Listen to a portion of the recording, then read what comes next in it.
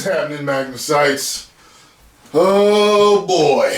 Well, I just put up a poll, so definitely get over to the poll on my community board and let me know what your favorite Indiana Jones movie is.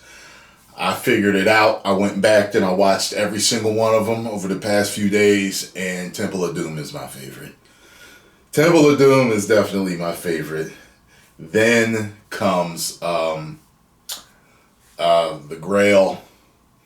I won't call it in the Holy Grail, but I know it's not the Last Crusade. Tis but a scratch. Then Raiders of the Lost Ark. Then Crystal Skull. Then, yeah, so. A box office disaster. It says Indiana Jones and the Dial of Destiny. 82 million plus 5-day total is not far from the July 4th disaster, Superman Returns. So that means they're both disasters. That's they trying to say that without spelling it out. It says here, on the bright side, for Independence Day, bomb Indiana Jones and the Dial of Destiny, its first 5 days at the box office of 82 million aren't as bad as Paramount and Skydance's Terminator Genesis. I liked Terminator Genesis. I actually liked it. Well, it was meh. It was meh. You know, I didn't hate either one. I really liked Terminator Genesis. I know a lot of people hated that. I liked it. And I wanted to see the T-1000 Arnold in the next movie. I really wanted to see something like that, but it is what it is. You know, everybody's got different tastes, you know. The sequels launch. I got a buddy that really likes Catwoman. I know. I don't get it either, but it is what it is. The sequels launched just prior to July 4th.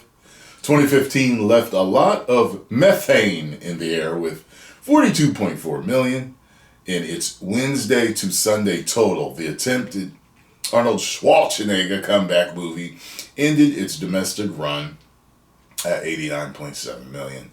Dial of Destiny will cross that mark before the week is up.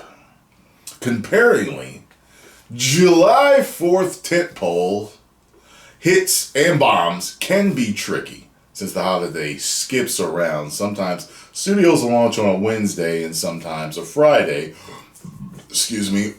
For box office fanatics, everything is apples to oranges. The last time July 4th fell on a Tuesday was 2017 and 2006. In 2017, over the Friday through Tuesday frame, Illumination Universal's Despicable Me 3 led with 99 million, followed by Sony MRC's Baby Driver with 29.97 million. Yeah, Baby Driver was okay. With the 300 million plus costing in the, yeah, I'm hearing people are saying it's more closer to 330,000. 330,000. Pretty good for 330,000. 330 million. Like 29 million or 325, something like that. Man. Indiana Jones and Dial of Destiny tanking this weekend. It's a tough box office history. Is repeating itself. Back in 2006, over July 4th, there was another expensive, highly anticipated franchise sequel attempt that was also rejected by fans with a B+ cinema score. Warner Bros. Superman Returns from Bryan Singer. Now, I was very excited for Superman Returns because I haven't seen any, thing since Christopher Reeves, and you guys know Superman 1978 is my favorite movie of all time. And Superman just means so much to me. To see him return, I was just like, okay, I can't wait. I had my t-shirt bought, and I was ready. But I wasn't a fan of the X-Men movies, not even X2. Everyone always says, what about X2? I was okay with them. They were meh to me. I had some fun, but I didn't even buy them. You know what I mean? Like, it wasn't for me. It was a specific point in time, and I remember that. I was like, superhero movies are changing. It's like, yeah, they're changing. They don't feel the same anymore. And Singer's style just wasn't for me, you know? And I remember when I was watching him, I was like, I can definitely see his style in this. And I was watching it, there were certain parts I really liked. But overall, even when I got out, I liked it, but I was disappointed.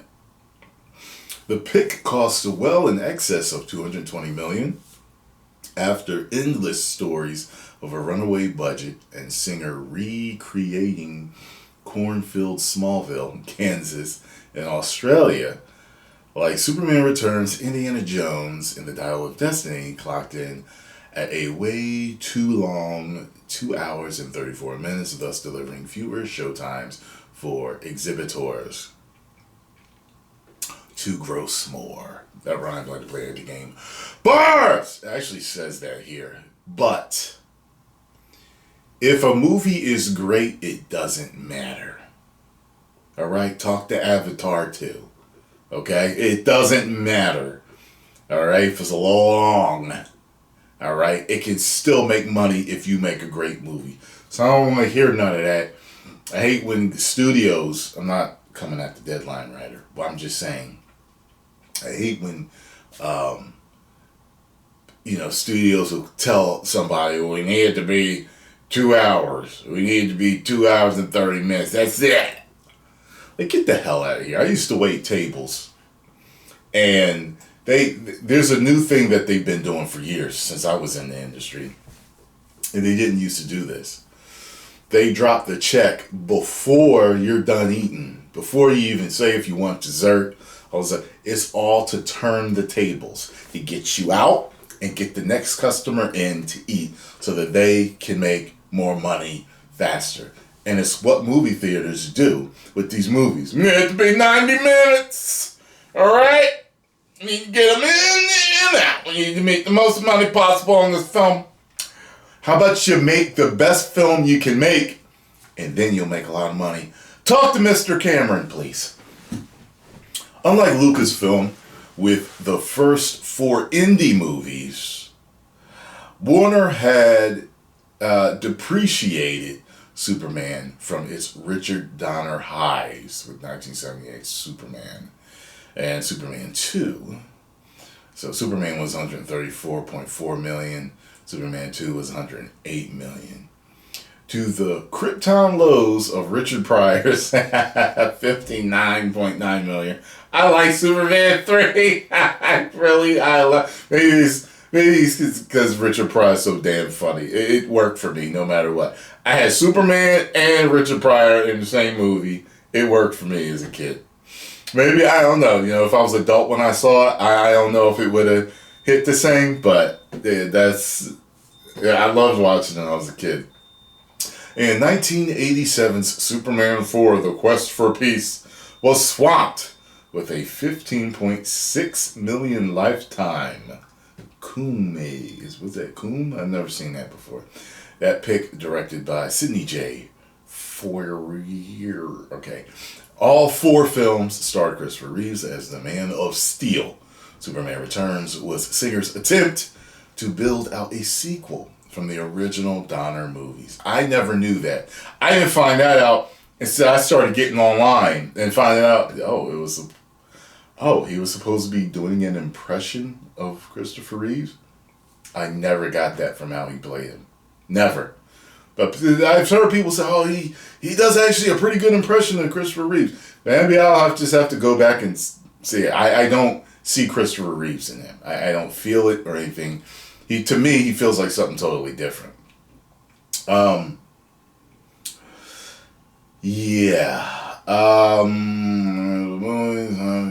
homage to the original movies. That was a smart tactic. And it's an MO that has been shown to please the masses on rebooted franchises like J.J. Abrams' The Force Awakens. For you, See, July 4th is a prime launch pad for studios to take their best shot with questionable franchise tentpole and milk as much money as possible. If it doesn't look like you're going to post some sort of record over 3 days, go for the 4, the 5, the 6 day, 7 day stretch that Independence Day offers.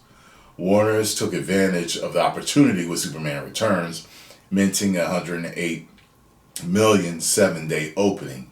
It's a figure Dial of Destiny won't even touch. Oh, man. Well, it is what it is, folks. You know,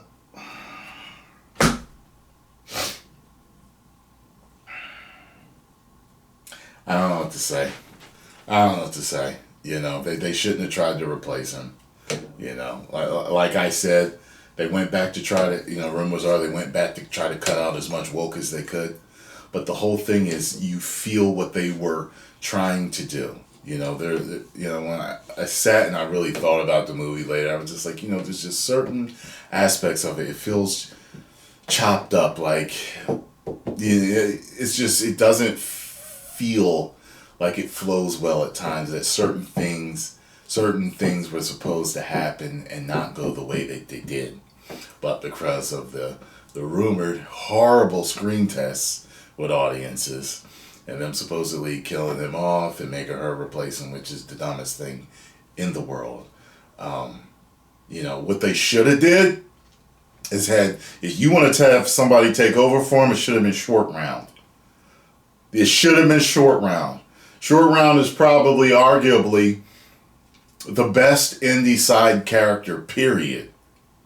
And most beloved side character, period. Okay? We all love the dad, though. We all love the dad, too. And it would have really been too on the nose if they wanted his wife to take over for him. And she's just as old as him, so that wouldn't make no sense to do that.